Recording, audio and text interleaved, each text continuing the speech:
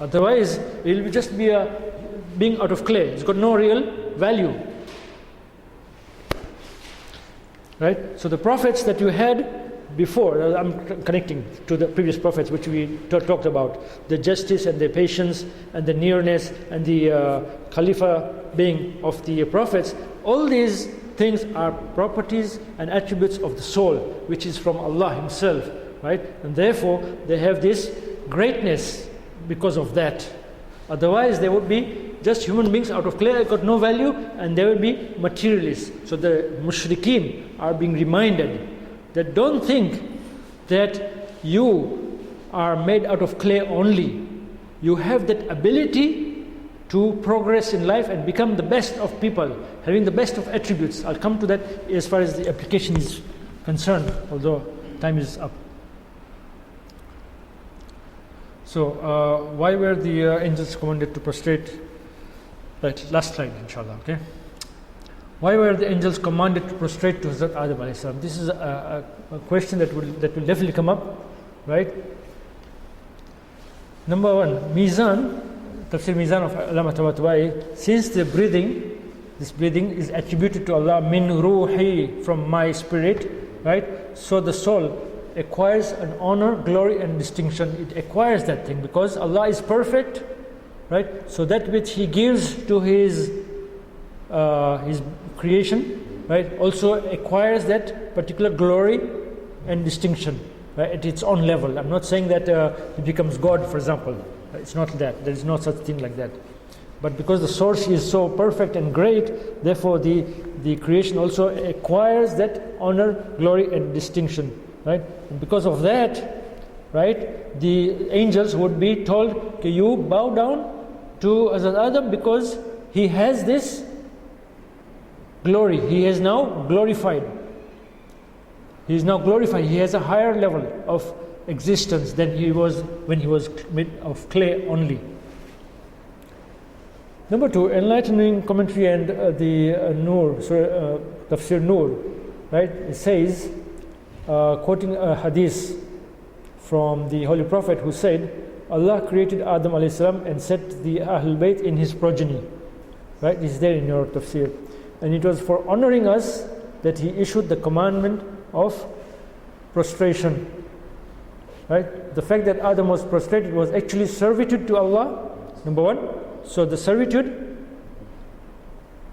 is for Allah and respect for Adam. Alright? Why respect for Adam? Because we were in his loin. Because we were going to be born from his progeny. Right? So the honor is coming from two levels. Number one, as far as Mizan is concerned, it is coming from Allah because it is His spirit that is being blown into Hazrat Adam. Number two is that because the Holy Messenger and the Ahlul Bayt, they are going to be coming out from his progeny. So therefore, his honor goes up because of that. So this is the riwayat from the Holy Messenger, sallallahu alaihi wasallam. So as I mentioned, my own analysis is that on the one hand, his honor is due to being attributed to Allah the Perfect, as in number one, right? And number two, also due to the Ahlul Bayt in his loin, that is Hazrat Adam's loin. There are two aspects to it. And number three, in verse number 72, which is the verse which we are doing, the angels are told, do sajda when I have breathed in my soul. Verse number 73, the angels, all the angels did sajda. Right? So in the first verse, it is telling them, do sajda. In the 73, all the angels did sajda. When I have breathed in my soul, right, then you get down into sajda, and then number 73, the angels are doing sajda. So there is missing something in between. What's missing something? Here is just talking. Here the angels are prostrating. What is missing in between? The command. No, this is the command. Yeah. When I have breathed in, go it down. That is the command. What comes after the command? Huh? Action by Allah. So the command is preceded by the actual breathing in. So the breathing in, the actual action of Allah doing that is not mentioned here. But in here, it's going directly to the angels doing sajda.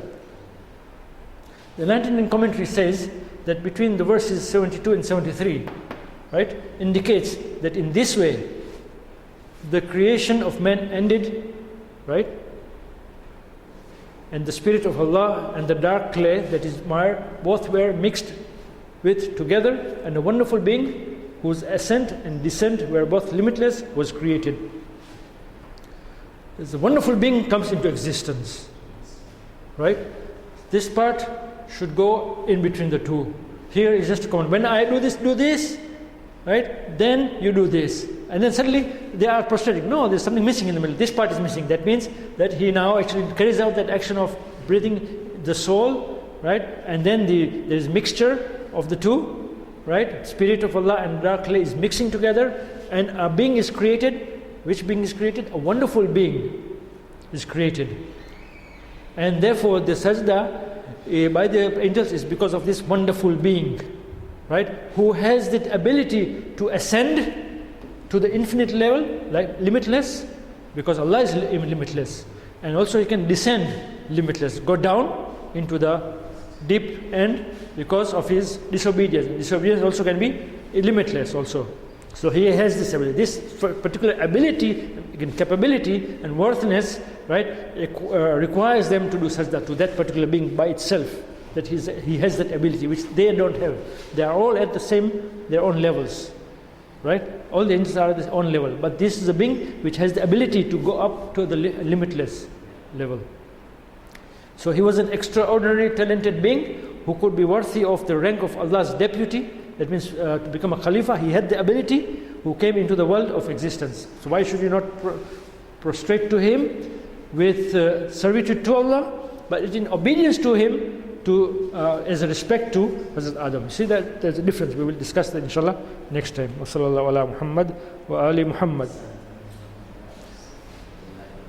Saad. Lessons next time inshallah.